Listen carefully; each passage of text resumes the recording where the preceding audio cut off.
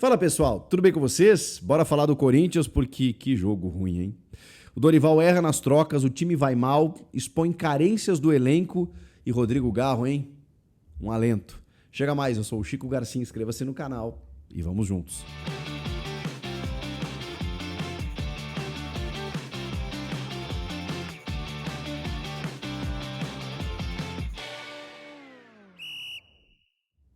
Você está convocado para a Liga do Milhão na KTO, kto.bet.br, a minha casa de apostas. Você entra no site da KTO, faz o teu cadastro, se você ainda não tem, e coloque em aceitar participar da promoção da Liga do Milhão. Tem premiações mensais, semanais, com apostas grátis.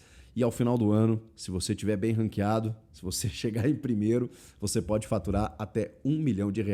Tem o ranking dos influenciadores lá, eu estou muito mal colocado, mas estou tentando me recuperar. Então venha comigo você também, desafie os seus amigos, venha para a KTO, site para maiores de 18 anos e não se esqueça, jogue com responsabilidade. Rapaziada, vamos falar desse jogo aí, meu Deus do céu, que coisa lamentável. Hoje eu preciso responsabilizar Dorival Júnior. Eu sei que ele percebe evolução, eu sei que ele explicou as suas medidas, as suas mexidas, as suas tentativas no jogo. Mas é muito pouco, né? O Dorival já tem mais de um mês no comando técnico do Corinthians e a gente ainda não enxerga o que ele quer com esse time. Eu vou dizer um negócio para vocês, é difícil até explicar o Corinthians. Eu reclamava muito do Ramon Dias e do Emiliano e disse isso ao Emiliano, né, em algumas críticas pontuais, mas eu sabia o que criticar. Eu chegava para analisar pós-jogo o time do Ramon e falava assim, gente, como é que tá aquele buraco dentro do 4-3-3? Por que o Memphis está jogando de lateral esquerdo, cobrindo o lateral? Por que o fulano... Eu sabia o que estava acontecendo. O time do Dorival ele é um pouco indecifrável, porque ele é inconstante, ele não convence, ele não tem uma regularidade, ele não tem um padrão, é difícil você enxergar o que está acontecendo. E assim, isso me preocupa. Mas eu tenho esperanças no Dorival, porque eu ainda acho que o Dorival Júnior pode recuperar esse time. Tem uma coisa que ele já fez, que é a questão da defesa, né? Ele estancou. Olha, gente, a gente pode criticar individualmente, pontualmente, atuações do Félix Torres, do André Ramalho, do Kaká, mas uma coisa é fato. O Corinthians parou de tomar gol. Parou. O Corinthians simplesmente não... tomou contra o Huracan lá. Tá bom, mas assim, é muito raro. O Corinthians hoje não está tomando tantos gols quanto tomava. Então, ok, se o objetivo do Dorival é reconstruir o time a partir da defesa, tá bom, eu vou dar esse voto de confiança. Tem uma pausa agora para que ele possa treinar o time. Eu vou dar esse voto de confiança. Tem um momento em que a gente percebeu o time do Corinthians, como todos, desgastados fisicamente. Você não tinha uma figura como a do Rodrigo Garro, você agora perde o Yuri, o Memphis ficou de fora de alguns jogos. Então tudo isso nesse meio tempo, obviamente, atrapalhou o andamento das coisas. Eu vou dar esse desconto, porque eu reconheço no Dorival um bom treinador. Ele não está conseguindo fazer o time jogar? Não. Então, assim, eu posso estar sendo incoerente, o torcedor deve estar pensando, pô, você tá maluco, Chico, você está criticando o Dorival e está dizendo que, ok. Não, não é isso. É que, assim, a gente está apontando falhas nesse momento, mas eu não vou aqui rasgar tudo e dizer, manda embora e vai buscar outro técnico. Eu acho que é muito prematuro, até porque tem uma pausa se avizinhando. Essa agora da data FIFA e depois a da pausa para o Mundial. Então, eu darei um voto de confiança porque eu reconheço no Dorival um grande treinador. E acho que ele, com tempo para treinar, recuperar jogadores e talvez alguns investimentos pontuais, e isso talvez seja o mais complicado e nebuloso nesse momento, porque aí você precisa envolver a parte política administrativa do Corinthians e aí já complica. Porque o Fabinho Soldado, inclusive, antes do Dorival, emitiu um pronunciamento, falando com todo mundo ali na sala de coletivas, dizendo que... reafirma o compromisso dele com o Corinthians, recebeu sondagens pelo trabalho que ele vem realizando, se valorizou, né? Então ele permanece à frente do Corinthians para tentar o que é melhor pelo clube. Falou, assim como era com o Augusto, hoje com o Osmar, temos autonomia para fazer aquilo que temos que fazer. Então o Fabinho, que é o dono do vestiário do Corinthians, ele continua comandando as ações. E ele provavelmente entende e já identificou as carências do elenco. A questão é, ele vai ter dinheiro para contratar? A gente sabe que o molde hoje, o modelo do Corinthians que contrata é receber jogadores livres de custos para você negociar salários e luvas. Ele vai conseguir segurar jogadores que daqui a pouco querem sair por conta dessa instabilidade política? Ele vai conseguir contratar todos aqueles jogadores que ele quer? O Corinthians vai ter caixa para isso? Não sei. Isso é uma incógnita que a gente vai descobrir ali na frente. Tem uma janela que abre nessa segunda-feira para o Mundial, né? Mas todos os times podem contratar até o dia 10 de junho e depois a grande no dia 10 de julho. Aí sim, todo mundo vai em busca de reforços. Tem que confiar, tem que apostar que o Fabinho Soldado consiga fazer o que é melhor para o clube no segundo semestre. E diante disso, eu tenho que esperar. Eu sou obrigado a esperar o que o Fabinho Soldado vai fazer, o Dorival vai fazer com essa parada para melhorar e potencializar o time. Nesse jogo contra o Vitória, o Dorival está muito apegado a esse esquema do 4-1-4-1. Só que dessa vez ele fixou, ao invés do Maicon, o Ranieri de primeiro volante. Eu falei, opa, finalmente. Avançou o Bidon e o Maicon como construtores, digamos assim. Puxou o Memphis para jogar um pouco mais por dentro, vindo buscar essa bola.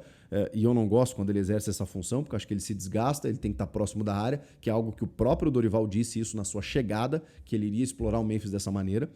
Colocou o Thales Magno e o Héctor Hernandes como atacantes lá na frente para enfim, repor ali, né, as ausências de André Carrilho, machucado, e também do Yuri Alberto, e esse vai fazer muita falta porque vai demorar um tempo para voltar.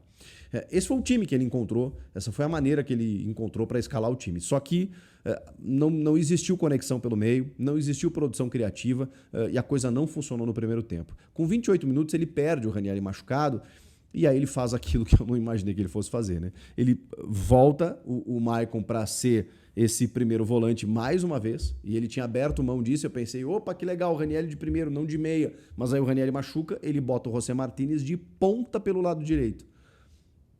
Quase um segundo lateral, assim. E eu sei que o Martínez ataca o espaço, eu sei que o Martínez gosta de se lançar, mas existe um motivo pelo qual ele é volante, né, gente? Muitas vezes chega ali, ele já fez cruzamentos interessantes, botou na cabeça do Yuri e tudo mais, mas muitas vezes ele cruza na lua, ele chuta cruzado errado, ele precisa de uma aproximação ali também, então o Mateuzinho não subiu tanto assim.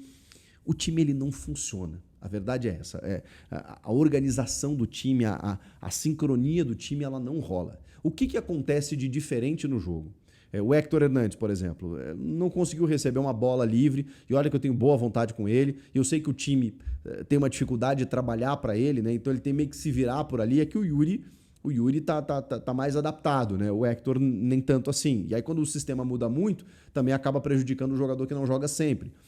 No segundo tempo, o que ele faz? Ele tira o Héctor Hernandes, que estava uma figura nula, e coloca Rodrigo Garro. Eu não vou nem condenar a substituição, porque assim, o Héctor não estava fazendo nada, e era meio óbvio, você não tem uma reposição para o Yuri, avança o Memphis Depay, você já tem o Thales por ali, depois ele botou o Romero, você bota mais atacantes e bota um cara para abastecer, mas coitado do Héctor, né, que quando entra o cara para abastecê-lo, ele entra justamente no lugar do Héctor Hernandes, então ele não teve nem essa possibilidade de jogar com o Rodrigo Garro. Quando o Garro entra, o segundo tempo é todo do Corinthians. E o Garro faz coisas que só ele é capaz de fazer. Em 45 minutos, o Garro mudou a história do jogo e o Corinthians não venceu por um detalhe, assim, não que tenha jogado tão bem assim, mas é que o Garro fez o time jogar. O Garro chegou muito mais próximo, fez o Corinthians chegar mais próximo do gol. É verdade que o Corinthians se expôs também, não fosse o Hugo Souza, que fez umas duas, pelo menos, defesas importantes. O Vitória também poderia ter chegado ao placar, porque esse é o teu risco, né? Você avança aqui, o adversário está beliscando um pontinho, daqui a pouco vem um espaço, o Renato Kaiser chuta uma bola, queima-roupa e o Hugo pega. Para o Ancelotti ver, lá nas tribunas, né? O recém-convocado goleiro do Corinthians. Depois tem um cruzamento pela direita que ele salva embaixo. O Hugo foi super importante, mais uma vez. Mas o Corinthians criou por conta do Rodrigo Garro. Cuidem desse menino. Esse menino ele é muito especial.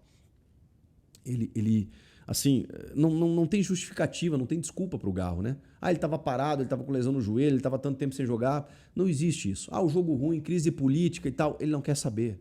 Ele vai lá e ele veste a camisa do Corinthians buscando o resultado e o gol enquanto tem jogo. Enquanto o juiz não apita, ele está tentando alguma coisa.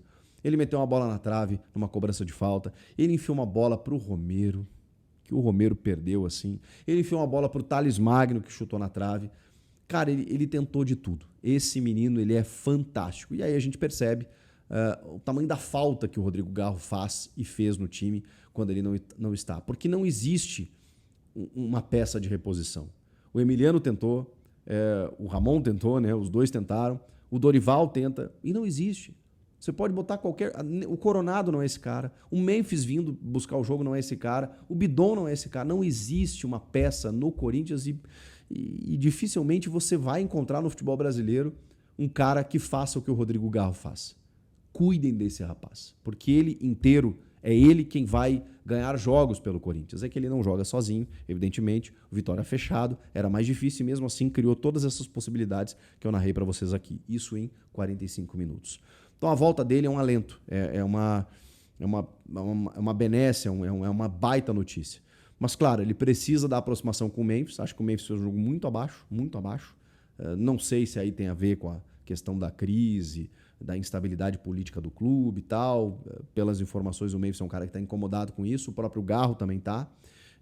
Mas assim, o Garro não levou para o campo. O Memphis talvez tenha levado. E aí é uma conjectura que a gente faz, mas ela é muito subjetiva. Eu não posso decretar nada aqui. Não tem o Yuri nesse momento para ele abastecer. Então o Rodrigo Garro tentou da maneira como deu. Mas infelizmente o elenco tem muitas deficiências, né? Você não pode contar com um jogador como Thales Magno. O Romero já se torna insuficiente. É difícil. Não tem peça de reposição, não tem um cara que defina. E aí o Garro é quem tem que ser esse cara e muitas vezes ele não consegue. Então, assim, é um jogo medonho, ruim, num final de semana complicado para o torcedor, depois de tudo que aconteceu no sábado.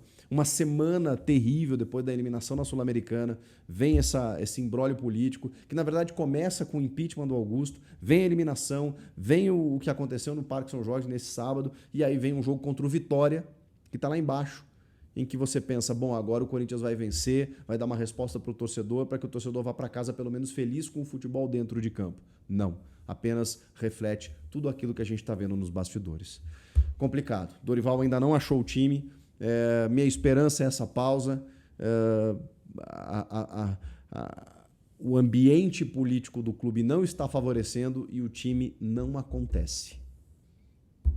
É só a gente torcer para que as coisas melhorem ali na frente. Nesse momento, não tá legal. Concordam? Comenta aqui, inscreva-se no canal, eu volto na próxima. Valeu, pessoal. Tchau, tchau.